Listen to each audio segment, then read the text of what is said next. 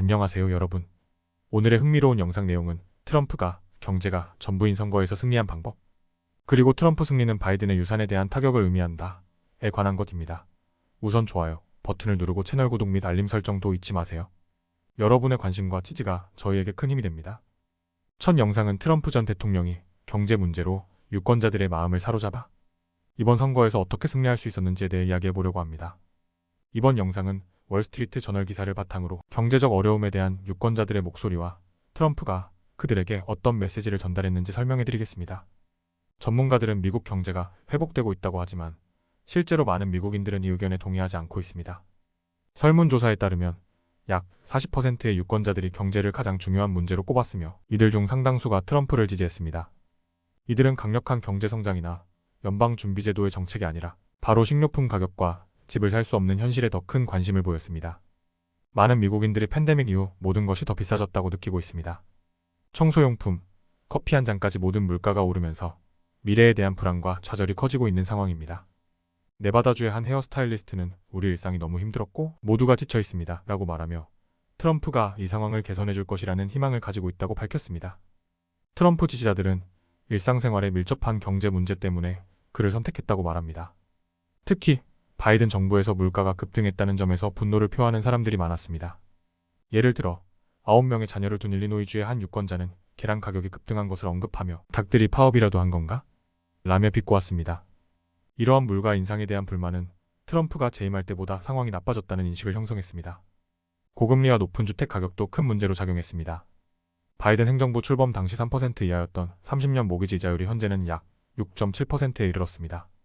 이러한 변화로 인해 많은 사람들이 집을 살 여유가 없어졌으며 주택 구입을 필수적이라고 느끼는 미국인들 중에서도 겨우 10%만이 실제로 가능하다고 답했습니다. 많은 사람들이 자녀 양육비와 일상용품의 가격 인상에 고통받고 있습니다. 뉴저지에 사는 한 부부는 자녀의 타가비로 매달 $1,500를 지불하며 우리는 사회가 요구하는 바를 모두 충족했는데도 마치 벌을 받는 것처럼 느껴진다고 토로했습니다. 이러한 부담으로 인해 더 이상 자녀를 낳을 생각도 하지 못하고 있다고 합니다.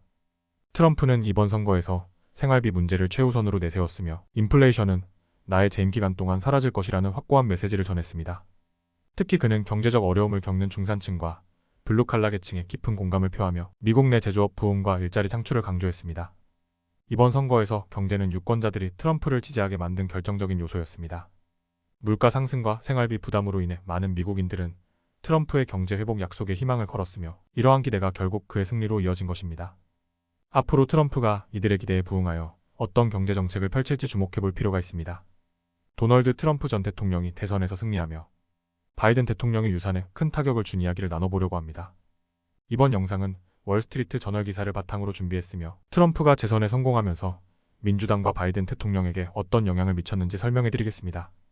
바이든 대통령은 취임 첫날 민주주의가 승리했다고 선언하며 미국의 통합을 강조했지만 약 4년이 지난 지금 미국인들은 그의 리더십에 대한 불만을 나타냈고 결국 트럼프가 다시 권좌를 차지하게 되었습니다. 이번 선거 결과는 바이든의 유산에 큰 타격을 입혔으며 그의 정책이 유권자들의 지지를 받지 못했음을 보여줬습니다. 트럼프의 재선 성공은 민주당 비평가들이 바이든 대통령의 재선 도전이 트럼프의 재집권에 도움이 되었다고 주장하게 했습니다.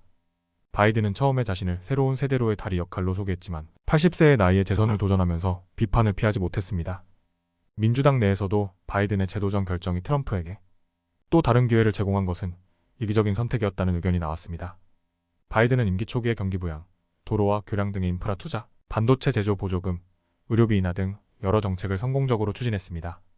하지만 이러한 업적을 국민들에게 효과적으로 전달하지 못해 그 효과가 국민들 사이에서 제대로 인식되지 않았습니다. 특히 바이든의 건강 상태와 나이 문제는 국민과의 소통에 있어서 큰 장애물로 작용했습니다.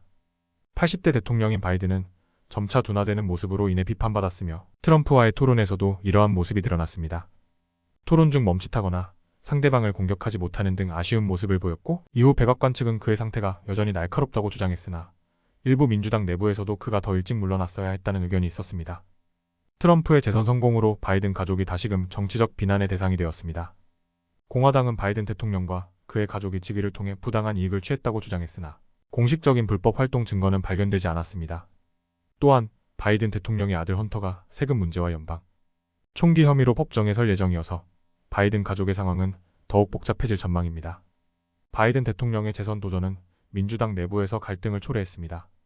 예비선거 과정에서 아이오와와 뉴햄프셔 주가 제외되고 바이든을 지지하는 사우스캐롤라이나가 주된 선거지로 채택된 점은 바이든 측이 내부 저항을 최소화하려 한 것으로 비춰졌습니다. 이러한 과정에서 바이든의 도전에 대한 의구심이 커졌고 민주적 절차가 온전히 지켜지지 않았다는 비판도 나왔습니다. 결국 트럼프는 경제 문제와 미국의 전통적 가치를 앞세워 다시 권력을 잡았고 바이든 대통령은 분열을 초래한 선거에서 해리스가 패배한 후 미국 실험이 계속될 것이라며 국민들에게 참여를 촉구했습니다.